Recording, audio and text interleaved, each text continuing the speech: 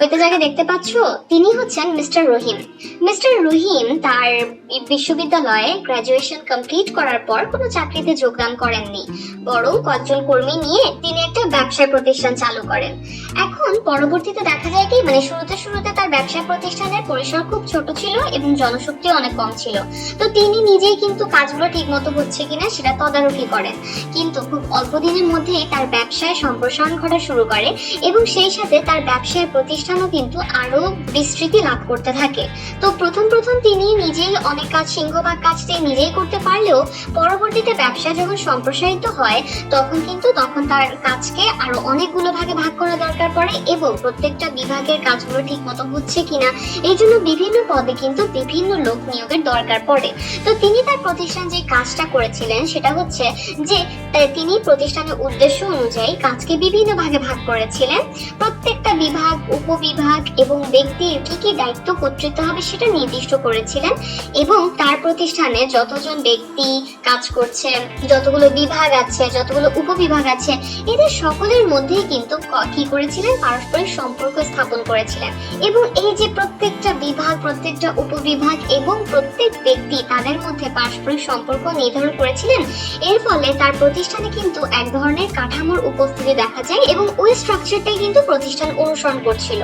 হ্যাঁ, যখন তার প্রতিষ্ঠান ছোট ছিল তখন এক ধরনের কাঠামো দেখা গিয়েছিল, এখন যখন তার প্রতিষ্ঠানের পরিসরের ব্যাপ্তি হচ্ছে তখন আরেক ধরনের কাঠামো প্রতিষ্ঠানে দেখা যাচ্ছে। তাহলে এই যে প্রত্যেকটা বিভাগ, উপবিভাগ, ব্যক্তিবর্গ এদের সম্পর্কের একটা কাঠামো, এটাকে কি বলে? আচ্ছা, সংগঠন কাঠামো যেটা অনেক ইম্পর্ট্যান্ট প্রতিষ্ঠানের কাজগুলো ঠিকভাবে করার ক্ষেত্রে। তো এই সংগঠন কাঠামো কি ছোট প্রতিষ্ঠানের ক্ষেত্রে এবং বড় প্রতিষ্ঠানের ক্ষেত্রে একই রকম, নাকি প্রতিষ্ঠানের উদ্দেশ্য অনুযায়ী, কাজ অনুযায়ী এক এক ক্ষেত্রে এক এক রকমের সংগঠন কাঠামো দেখা যায়? অর্থাৎ সংগঠন কাঠামোকে কি বিভিন্ন প্রকারে ভাগ করা যায়? কয়টা ভাগে সংগঠন কাঠামোকে ভাগ করতে পারি আমরা? এবং হ্যাঁ, সংগঠন কাঠামো যেখানে এত ইম্পর্টেন্ট একটা বিষয়, তো সংগঠন কাঠামো তৈরি করার সময় কোন কোন বিষয়গুলো মাথায় রাখা দরকার? তো এই সব কোয়েশ্চেনের আনসার জানবো আমরা এই ভিডিওতে। আসসালামু আলাইকুম সবাইকে, welcome to another new video of management second paper. Management second পেপারের যে অধ্যায়টা আমরা পড়ছি সেটা হচ্ছে সংগঠিতকরণ বা সংগঠন। এবং এই যে এতগুলো কোয়েশ্চেন করলাম এই মাত্র, এই কোয়েশ্চেনগুলোর আনসার খোঁজার মাধ্যমে মূলত আমরা এই অধ্যায়ের আরো 3টা টপিক সম্পর্কে জানবো। আমরা জানবো সংগঠন কাঠামো কাকে বলে, এই সম্পর্কে একটা ধারণা পাবো। এরপর আমরা জানবো সংগঠন কাঠামোর প্রকারভেদ সম্পর্কে এবং সেই সাথে সংগঠন কাঠামো প্রণয়নে কি কি বিষয় বিবেচনায় রাখা দরকার সেই বিষয়ে আমরা একটা ধারণা পাবো। তাহলে চলো আমরা পড়াশোনা শুরু করে দেই। প্রথমেই আসা যাক সংগঠন কাঠামোর ধারণা বা সংগঠন কাঠামো কাকে বলে এই সম্পর্কিত আলোচনায়।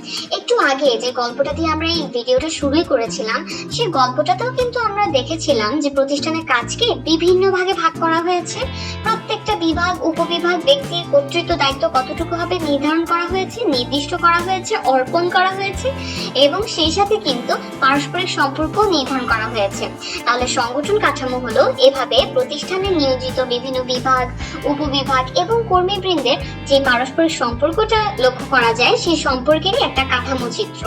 এবং এই সংগঠন কাঠামোকে যখন একটা চিত্রের মাধ্যমে উপস্থাপন করা হয় তখন এই চিত্রটাকে বলা হয় সংগঠন চার্ট। তাহলে গল্পের শুরুতে আমরা যে পড়ছিলাম যে হ্যাঁ, এই যে প্রতিষ্ঠানে নিয়োজিত বিভিন্ন বিভাগ, উপবিভাগ, কর্মীবৃন্দের পারস্পরিক সম্পর্কের একটা কাঠামো প্রতিষ্ঠানে দেখা গিয়েছিল, তাহলে ওই কাঠামোটাকে কি বলে? তাহলে সেই কাঠামোটাকে কিন্তু সংগঠন কাঠামোই বলা হয়। আর এর মাধ্যমে কিন্তু প্রতিষ্ঠান যে বিভিন্ন স্তর আছে, বিভিন্ন বিভাগ, উপবিভাগ রয়েছে এবং প্রতিষ্ঠান যে ক্ষমতা প্রবাহ, অর্থাৎ ক্ষমতা কোন দিক থেকে কোন দিকে প্রবাহিত হচ্ছে সেই ক্ষমতা প্রবাহের চিত্র কিন্তু এই সংগঠন কাঠামোর মাধ্যমে কিন্তু দেখানো হয়ে থাকে। এখন এক একটা প্রতিষ্ঠানের সংগঠন কাঠামো কিন্তু এক এক রকমের হয়ে থাকে। সংগঠন কাঠামোর আয়তন, এর কাজ এবং সেই সাথে কতজন কর্মী সেখানে কাজ করছে এই জিনিসটার উপর কিন্তু ডিপেন্ড করে। সেই সাথে ডিপেন্ড করে যে স্তর বিন্যাস কিভাবে হয়েছে প্রতিষ্ঠানে সেটা। এখন স্তর যত বেশি বাড়তে থাকে তত বেশি কিন্তু সংগঠন কাঠামোর আয়তনও বৃদ্ধি পায়, ঠিক আছে? এবং সংগঠন চিত্র কিন্তু ততই একক কেন্দ্র হতে নিচের দিকে আরো বিস্তৃতি লাভ করতে থাকে। যেরকম চিত্রতে দেখাই যাচ্ছে, এবং এর ফলে এটা দেখতে না অনেকটা পিরামিডের মতো হয়। একটা পিরামিডের চিত্র যদি তুমি ইমাজিন করো, সেখানেও কিন্তু এরকম যে একক কেন্দ্র থেকে নিচের দিকে বিস্তৃতি লাভ করতে থাকে পিরামিডের ক্ষেত্র। সো এটা এভাবে কিন্তু পিরামিডের মতো দেখতে হয়ে যায়। তো এটাই হচ্ছে একটা সংগঠন কাঠামো কাকে বলে, এই সম্পর্কে তোমাদেরকে একটা ধারণা দিলাম। এবং এই যে একটা ছবি দেখাচ্ছি, বারবার পয়েন্ট আউট করছি, এটাই কিন্তু একটা সংগঠন কাঠামো চিত্রের একটা ভালো উদাহরণ কিন্তু। অর্থাৎ সংগঠন কাঠামো চিত্র মূলত কেমন হয়ে থাকে এই ব্যাপারে তোমাদেরকে একটা আইডিয়া দিলাম, যেখানে মূলে আছে একজন সিইও এবং পরবর্তীতে তার থেকে শুরু করে ক্ষমতা প্রবাহ সম্পর্কে তোমরা একটা আইডিয়া পাচ্ছ আশা করি। তাহলে সংগঠন কাঠামো কাকে বলে এটা বোঝা গেল। নেক্সট আমরা যাব যে সংগঠন কাঠামোর প্রকারভেদ সম্পর্কে। আমি একটা কোয়েশ্চেন করেছিলাম না যে সংগঠন কাঠামোকে কি বিভিন্ন ভাগে ভাগ করা যায়, এক এক প্রতিষ্ঠানে কি সংগঠন কাঠামো এক এক রকমের হয়ে থাকে? তাহলে ইয়েস, এক একটা প্রতিষ্ঠানের সংগঠন কাঠামো কিন্তু এক এক রকম আসলেই। এবং সংগঠন কাঠামোকে আমরা টোটাল 5টা ভাগে ভাগ করতে পারি, এবং সেটা সম্পর্কে এখন আমরা জানবো। এখন দেখো, আমরা চারপাশে অনেক ধরনের প্রতিষ্ঠান দেখতে পাই। এখন দেখা যাচ্ছে যে আমরা যেরকম সামাজিক প্রতিষ্ঠান দেখতে পাচ্ছি, সেই সাথে কিন্তু আমরা ব্যবসায় প্রতিষ্ঠান দেখতে পাচ্ছি। এক একটা প্রতিষ্ঠানের কাজ এক এক রকম, এক একটা প্রতিষ্ঠানের জনশক্তি এক এক রকম, এক একটা প্রতিষ্ঠানে হচ্ছে যে তোমার উদ্দেশ্য এক এক রকম। তো সব প্রতিষ্ঠানে কিন্তু একই রকমের যে সংগঠন কাঠামো হবে তা না। তো সংগঠন কাঠামোর ধারণা যে আমরা একটু আগে জানলাম, ওখানে আমরা কি জেনেছি? ওখানে কিন্তু আমরা জেনেছি যে সংগঠন কাঠামো এটাই যে প্রতিষ্ঠানে নিয়োজিত যে বিভিন্ন ব্যক্তি আছে, বিভাগ আছে, উপবিভাগ আছে, তাদের পারস্পরিক সম্পর্কেরই একটা কাঠামো বা স্ট্রাকচার, যেটা কিন্তু প্রতিষ্ঠানের কাজকে সিস্টেমেটিক্যালি করতে সাহায্য করে থাকে। এখন কথা হচ্ছে, এই যে পারস্পরিক সম্পর্কের কাঠামো বললাম, এই সম্পর্ক যদি সংগঠনের বিভিন্ন স্তরে নিয়োজিত ব্যক্তি এবং বিভাগের মধ্যে নিয়মতান্ত্রিকভাবে সাংগঠনিক অবস্থান এবং যার যে পদমর্যাদা ওখান থেকে সৃষ্টি হয়, তাহলে কিন্তু সেটাকে আনুষ্ঠানিক সংগঠন বলে আর কি। অর্থাৎ এই ধরনের সংগঠন এভাবে করেই কিন্তু তোমার সৃষ্টি হয় যে প্রতিষ্ঠানে সংগঠনের বিভিন্ন স্তরে নিয়োজিত যে সকল ব্যক্তিবর্গ আছে এবং যে সকল বিভাগ আছে, তাদের মধ্যে নিয়মতান্ত্রিক সাংগঠনিক অবস্থান এবং পদমর্যাদা থেকেই কিন্তু সৃষ্টি হয়। এর বাইরে এরকমও কিন্তু হতে পারে যে যারা কাজ করছে তাদের মধ্যে হয়তো বা পছন্দ অপছন্দ মিলে যাচ্ছে, বা বিভিন্ন কারণে হচ্ছে যে তাদের মধ্যকার যদি কোনো সম্পর্কের সৃষ্টি হয়, তখন তাকে কিন্তু বলা হয় অনানুষ্ঠানিক সংগঠন। তো এখানে কিন্তু আমরা দেখলাম সংগঠন একদিকে যেমন আনুষ্ঠানিকও হতে পারে, সে সাথে অনানুষ্ঠানিকও হতে পারে। এখন কথা হচ্ছে, আমাদের আশেপাশে মানে একটু আগেও যেটা বলেছি যে আমাদের আশেপাশে আমরা বিভিন্ন ধরনের প্রতিষ্ঠান দেখে থাকি। ছোট পরিসরের প্রতিষ্ঠানও যেমন আছে, বড় পরিসরের প্রতিষ্ঠানও আছে, যেখানে হচ্ছে কাজগুলোকে অনেকগুলো ভাগে ভাগ করতে হয়, যেখানে কাজ কিন্তু অনেক সম্প্রসারিত এবং সেই সাথে যেখানে অনেক মানুষ একসাথে কাজ করছে। বিভিন্ন ধরনের প্রতিষ্ঠান আমরা দেখতে পাই না? তো যেহেতু তাদের কাজ আলাদা থাকে, উদ্দেশ্য আলাদা থাকে, এই জন্য দেখা যায় যে এক এক ধরনের প্রতিষ্ঠানের সংগঠন কাঠামো এক এক রকম হয়।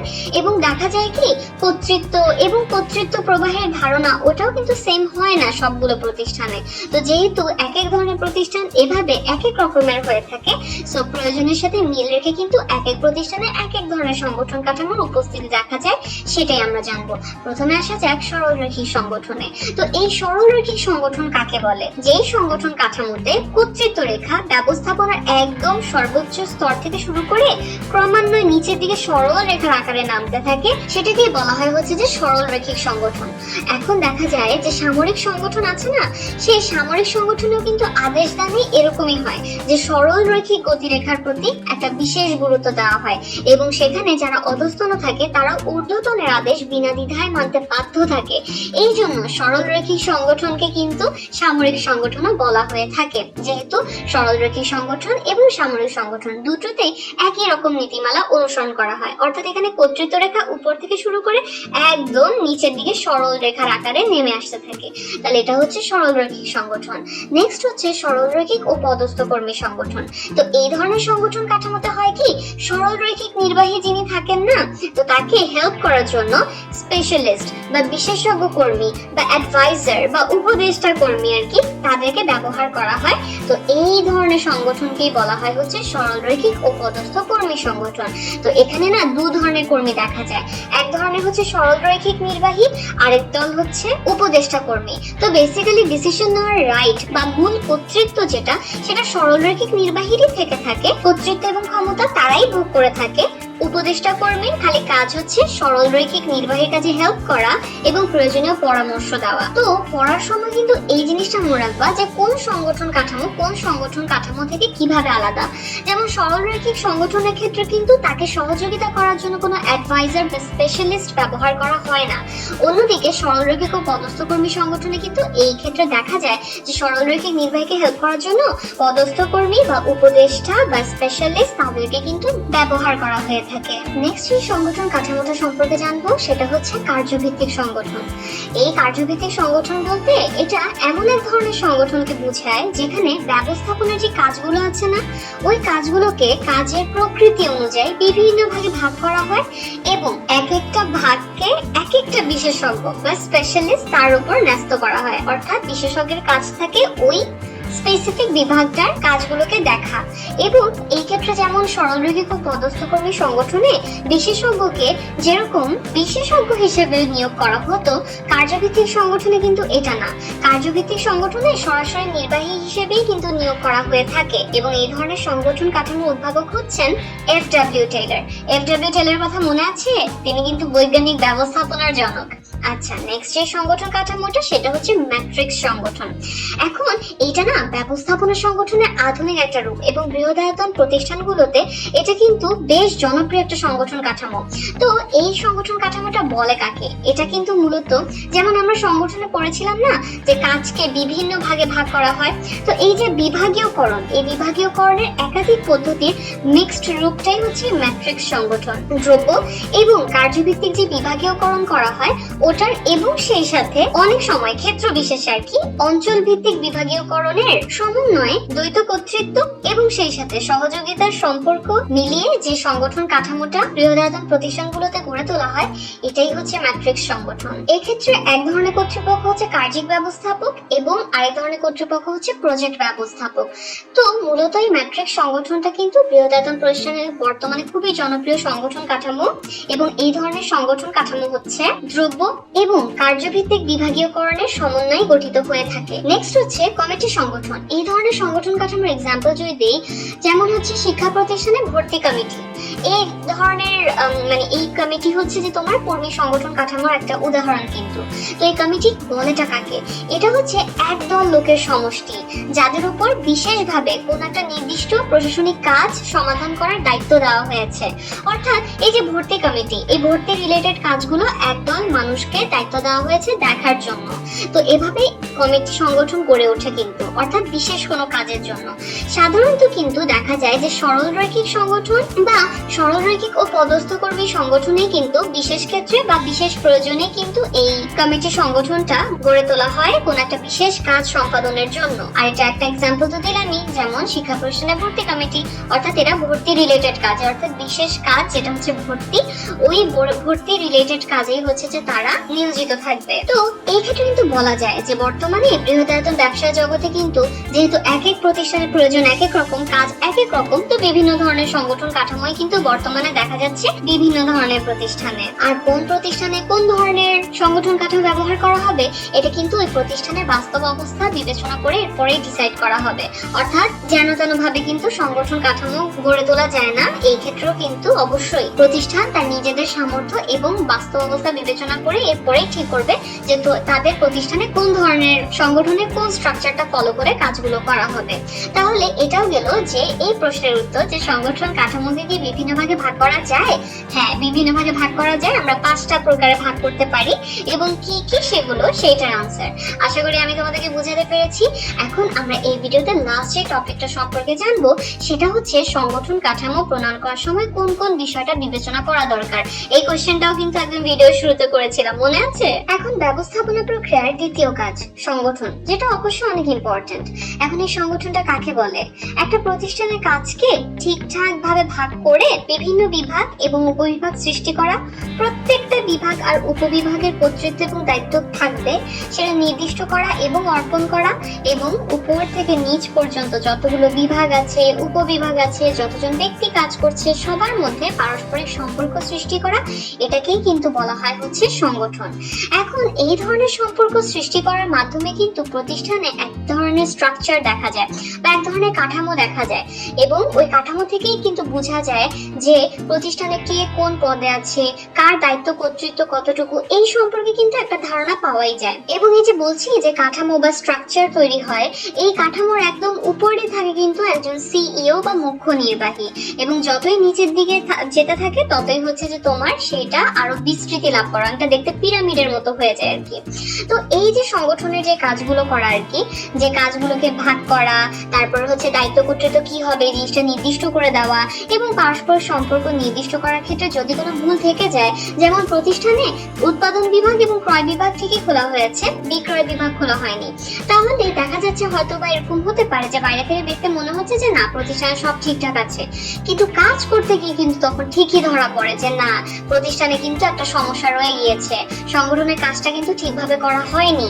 তো আলটিমেটলি কিন্তু এর ফলে দেখা যায় যে প্রতিষ্ঠানের কাজগুলো কিন্তু ঠিকভাবে চলতে পারে না।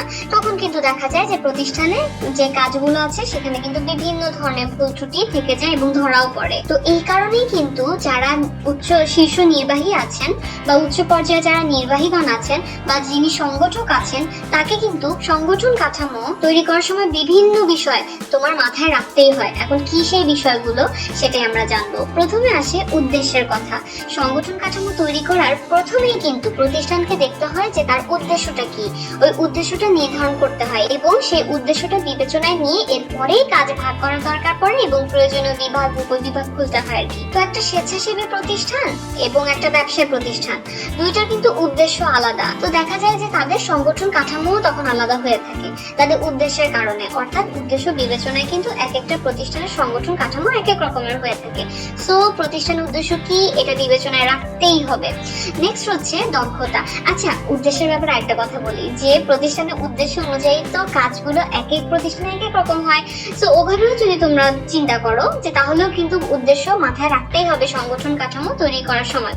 আচ্ছা দক্ষতার কথাটা বলছিলাম যে দক্ষতা কিন্তু আরেকটা বিবেচ্য বিষয় সংগঠন কাঠামো তৈরির ক্ষেত্রে।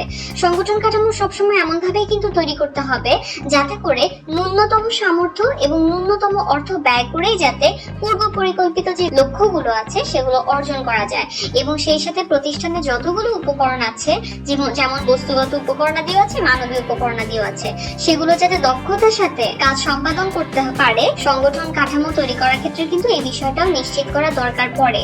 অর্থাৎ প্রতিষ্ঠানের সবগুলো উপকরণাদি ঠিকভাবে ইউটিলাইজ করা যাচ্ছে কিনা বা সদ্ব্যবহার করা যাচ্ছে কিনা উপকরণাদিগুলোর, সেই জিনিসগুলো কিন্তু মাথায় রাখার দরকার পড়বে। এখন যেমন একটা এক্সাম্পল দিই, একজন ঊর্ধ্বতন তার সরাসরি তত্ত্বাবধানে যদি অতিরিক্ত পরিমাণে অধস্তন থেকে থাকে তখন কিন্তু ঊর্ধ্বতনের পক্ষে পসিবল না সবার কাজ ঠিকঠাক ভাবে মনিটর করা। তো এই জন্য কিন্তু দেখা যাবে পরবর্তীতে যদি একজন ঊর্ধ্বতনের সরাসরি তত্ত্বাবধানে অনেকজন অধস্তনকে দেওয়া হয় তখন কিন্তু ঊর্ধ্বতন তার নিজের দক্ষতার পরিচয় দেখাতে পারবে না। তো এই জন্য সংগঠন কাঠামোটা এভাবেই তৈরি করা উচিত যাতে করে প্রতিষ্ঠানের প্রত্যেকটা উপকরণাদির সদ্ব্যবহার নিশ্চিত করা যায়। এবং একটু আগে যে এক্সাম্পলটা দিলাম ওখানে কিন্তু এই জিনিসটা করতে হবে, একজন ঊর্ধ্বতনের সরাসরি তত্ত্বাবধানে যেন পর্যাপ্ত পরিমাণে অধস্তন ন্যস্ত করা হয়ে থাকে যাতে করে ঊর্ধ্বতন কি করতে পারে তার দক্ষতার পরিচয় দিতে পারে। তো এই জন্য দক্ষতা এই বিষয়টাও কিন্তু বিবেচ্য বিষয়। নেক্সট হচ্ছে নির্দিষ্টতা। সংগঠন কাঠামো প্রণয়নের ক্ষেত্রে কিন্তু এই নির্দিষ্টতা এটাও কিন্তু একটা বড় ধরনের বিবেচ্য বিষয়। প্রতিষ্ঠানে যারা যারা কাজ করছে তাদের যেন একটা ক্লিয়ার আইডিয়া থাকে যে সংগঠনের আসল উদ্দেশ্যটা কি, এবং তাদের যেন এই ব্যাপারে একটা ক্লিয়ার আইডিয়া থাকে যে তাদের দায়িত্ব এবং কর্তব্য কতটুকু সেই ব্যাপারে। এবং এই জন্যই কিন্তু প্রত্যেকটা বিভাগ, প্রত্যেকটা উপবিভাগ, প্রত্যেক ব্যক্তি তাদের কাজ কতটুকু হবে এই জিনিসটা নির্দিষ্ট করা কিন্তু প্রয়োজন সংগঠন কাঠামোর ক্ষেত্রে। এবং একজন সংগঠকের কর্তব্য এই নির্দিষ্টতা এই বিষয়টা নিশ্চিত করা যাতে করে কারো কোনো সন্দেহ না থাকে যে কোন কাজটা তার, সবাই যাতে ক্লিয়ারলি বুঝতে পারে তাদের কাজ কতটুকু, দায়িত্ব কর্তৃত্ব কতটুকু, প্রত্যেকটা বিভাগ উপবিভাগ প্রত্যেক ব্যক্তি যাতে এই ব্যাপারে একদম ক্লিয়ার থাকে।